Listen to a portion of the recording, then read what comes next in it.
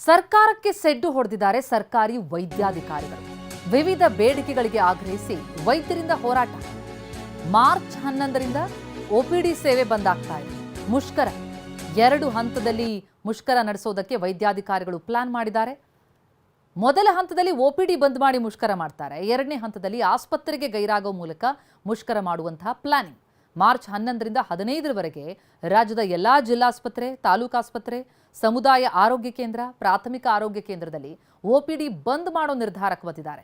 ಕೇವಲ ತುರ್ತು ಸೇವೆ ನಿರ್ವಹಿಸುವ ಮೂಲಕ ಮುಷ್ಕರ ಮಾಡೋದಕ್ಕೆ ಮುಂದಾಗ್ತಾ ಇದ್ದಾರೆ. ಮಾರ್ಚ್ 16ರಿಂದ ಕರ್ತವ್ಯಕ್ಕೆ ಅನಿರ್ದಿಷ್ಟಾವಧಿಯವರೆಗೂ ಕೂಡ ಗೈರಾಗೋ ನಿರ್ಧಾರ. ಮುಷ್ಕರ ತೀವ್ರಗೊಳಿಸೋದಕ್ಕೆ ವೈದ್ಯಾಧಿಕಾರಿಗಳು ಈ ನಿರ್ಧಾರಕ್ಕೆ ಬಂದಿರೋದು.